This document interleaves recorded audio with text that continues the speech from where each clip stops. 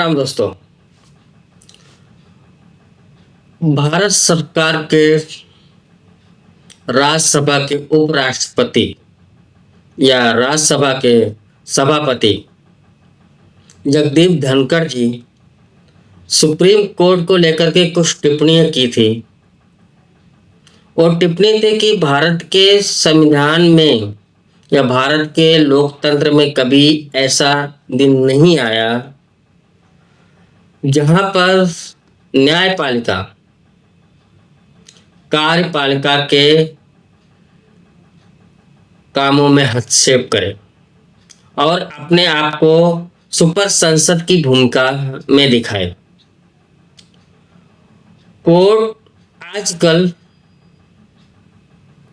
142 संविधान के अनुच्छेद संख्या 142 को मिसाइल की जैसा इस्तेमाल कर रही।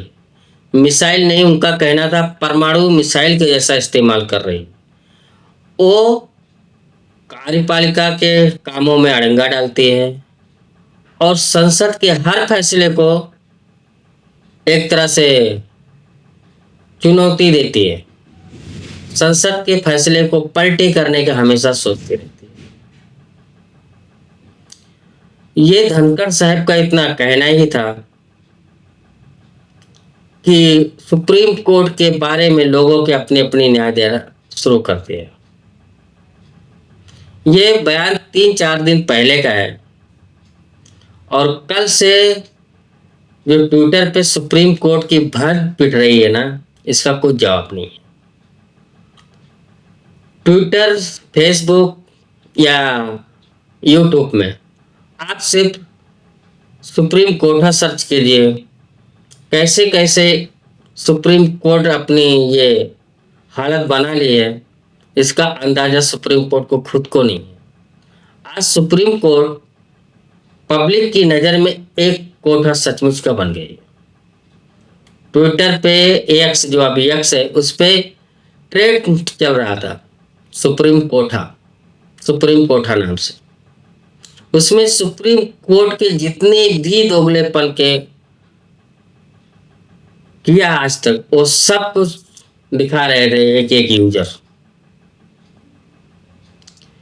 खास करके ये मैटर आया करके कि सुप्रीम कोर्ट वो बात तो सबसे पहले सुनती है अगर कोई विशेष समुदाय का केस आया, खास करके मुसलमानों का, तो वो केस, सब केस को बगल में रख करके तुरंत उसको सुनवाई को लेती है। इसके उल्टा अगर कोई केस हिंदू समुदाय से आया तो वो सीधा से जो वकील ये केस लेकर आते हैं उसको डांट डपट करके बोलते हैं पहले हाई कोर्ट जाओ। वो चाहे रहने दो मथुरा का केस, वो चाहे रहने दो काशी का या राम सेतु का केस तो 2007 का है। आज करीब 17-18 साल हो गया, अभी तक वो केस की पता ही नहीं कितनी सुनवाई आगे बढ़ी, कितनी का बढ़ी, कितनी नहीं। हाँ, अपने केस को ये 15-15, 20-20 साल किसी को लटका सकते हैं, कुंडली मार के बैठ सकते हैं, लेकिन इसके जगह पे कार्यपालिका, राष्ट्रपति या कुछ ऐसा कोई मैटर आ जाए जिसको भी हो साइन करने में देरी किया हो या उसका रिस्पांस देने में देरी किया हो या ना किया हो, उसको लेकर के सुप्रीम कोर्ट आदेश देती है कि राष्ट्रपति 3 महीने में ये पेपर पे साइन करे, नहीं तो कानून अपने आप बन जाए। बात है तमिलनाडु के 10 विधेयक जो वहाँ की विधानसभा में पास हुए हैं, उनको राज्यपाल के पास भेजा और राज्यपाल ने राष्ट्रपति के पास भेज दिया और राष्ट्रपति ने किसी कारणवश से साइन नहीं किया अभी तक। तो सुप्रीम कोर्ट की इतनी औकात हो गई कि वो राष्ट्रपति को आदेश दे कि आप साइन कर दो, नहीं तो ये कानून अपने आप बन जाएगा। सुप्रीम कोर्ट ये शायद भूल गया है कि राष्ट्रपति ही है जो सुप्रीम कोर्ट के जजों को शपथ दिलाती है। सुप्रीम कोर्ट ये शायद भूल गया कि भारत की सर्वोच्च नागरिक, सर्वप्रथम नागरिक अगर कोई है तो वो है राष्ट्रपति। जब तक वो राष्ट्रपति के पद पे कुर्सी पे बैठा हुआ है तब तक उस व्यक्ति को कोई और आदेश नहीं दे सकता, वो चाहे सुप्रीम कोर्ट हो, वो चाहे संसद हो, या कोई भी हो, या कोई एजेंसी हो। राज्यपाल और राष्ट्रपति दोनों को कोई आदेश नहीं दे सकता। उनको संविधान ने स्पेशल पावर दिया है। वो अनुच्छेद का शायद 361 के 161 कुछ नंबर है संविधान में, स्पेशल पावर है उनके पास। फिर भी सुप्रीम कोर्ट अपनी अवकाश से बढ़ करके कार्यपालिका के काम में अड़ंगा डालती है। तो ये तो होना ही था। यूट्यूब पे या ट्विटर पे ये ट्रेंड तो होना ही था सुप्रीम कोर्ट नाम से। अभी भी न्यायपालिका के पास इतना वो है कि ये दोगला व्यवहार ना करे। अब ये ले लीजिए वक्फ बोर्ड अमेंडमेंट बिल का, ये आया और तुरंत ही इस पे स्टे लगाने के लिए जजों ने सोच लिया। भारत सरकार के जो इसके अपोजिट पार्टी है उसको सुनने तक की उनके पास मोहलत नहीं।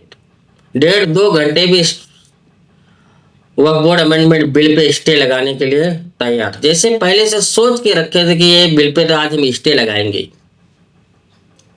ये तो सॉलिसिटर तुषार मेहता का एक तरह से जोर दे करके वो सुप्रीम कोर्ट को खुद कानून बता करके उनसे रुकवाया और वो जा करके शुक्रवार को फिर उस पर सुनवाई हुई। उसमें सुनवाई होकर हुई भी क्या, एक तरह से सात अगली सुनवाई तक के ये इस कानून के कुछ पेज पे, कुछ धाराएं पे स्टे एक तरह से लगाई दिया है और लेक्चर अलग से दे दिया है। लेक्चर खास करके तो हमको सबसे बुरा लगा, क्या हिंदू का या सिख का कोई बोर्ड है तो क्या उसमें मुसलमान अध्यक्ष हो सकते हैं? तो वक्फ बोर्ड अमेंडमेंट, वक्फ बोर्ड जैसा कोई ना, हिंदू के पास कोई वैसा बोर्ड ही नहीं है जिसमें वो मुसलमान को अपने उसमें रख सके। पहले मंदिरों का बोर्ड, अरे मंदिर के बोर्ड और वक्फ बोर्ड में बहुत फर्क है। अगर आप मंदिरों पे जाओगे फिर मस्जिद के बोर्ड की गिनती होगी, मदरसों के बोर्ड की गिनती होगी। वो एक स्वतंत्र एक कमेटी है। आप अगर अपनी मस्जिद की कमेटी में किसी हिंदू को ले सकते हैं? नहीं ना। वैसे मंदिर की कमेटी में कोई हिंदू को नहीं ले सकते, नहीं रखते। वैसे भी आप लोग जिस सरकारें रहती थी वो बहुत से मंदिरों के कमेटी में मुसलमान को रखा गया है। ऐसे करीब 3-4 मंदिर है जिनमें रखा गया था। अभी वो मंदिरों का नाम मुझे याद नहीं है। अगर कि कोई श्रोता को ऐसा लगता है कि वो मंदिरों का नाम चाहिए तो हम उसका कमेंट में बताना, मैं जरूर वो मंदिरों का नाम बताऊंगा जिसमें कब और कितने दिन मुस्लिमों को कमेटी में मेंबर रखा गया था। आज सुप्रीम कोर्ट ज्ञान पेल रही है कि ऐसा क्या कर सकते हैं क्या। तो वक्फ बोर्ड जैसा कोई भी बोर्ड हिंदुओं के पास है ही नहीं है, और उसके उल्टा हिंदू के मठ मंदिरों का पैसा तो सरकारें लेती है। इसमें इतनी पिटीशन लगी हुई है तब भी कोर्ट सुनने के लिए राजी नहीं है कि ऐसा क्यों दोगलापन। एक देश में सेकुलर देश जो सबके लिए एक जैसा, सबके लिए एक जैसा ही कानून रहना चाहिए।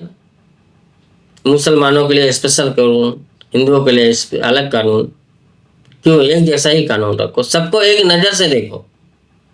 अगर अपने आप को न्यायाधीश और न्यायपालिका के अपने लंबरदार समझते हो, कि आप समझते हो कि भारत के लोग आपको अच्छी नज़र से देखें, तो आप लोग का फर्ज है कि एक जैसा न्याय करो। अगर हिंदुओं को कोई मैटर है तो उसको हाई कोर्ट भेजते, वैसे मुसलमानों को भी कोई मैटर है तो उसको भी हाई कोर्ट भेजो, वो कैसा भी मैटर है। और हाँ, धनखड़ साहब ने एक बात और कहा है कि अपने जज को, जो वर्मा जी जिसके घर में नोटों से भरा बोरे मिले हैं, खुद हाथ जले कुछ कुछ कैसे भी, उसके ऊपर अभी तक आप लोग ने FIR तक तो किए नहीं। ऐसे दोगली नीतियों की वजह से ही आज ट्विटर पे सुप्रीम कोठा नाम से सुप्रीम कोर्ट ट्रेंड कर रहा है। ऐसा ही अगर चलता रहा तो एक दिन ऐसा भी आ जाएगा जी कि सुप्रीम कोर्ट पे लोगों को विश्वास नहीं रह जाएगा। तो हमारा सभी जजों से नम्र निवेदन है कि प्लीज ऐसे दोगली नीति बंद कर दीजिए और सभी को एक नज़र से देखिए। प्लीज वीडियो को लाइक और सब्सक्राइब जरूर कर लीजिए। जय हिंद, वंदे मातरम, भारत माता की जय।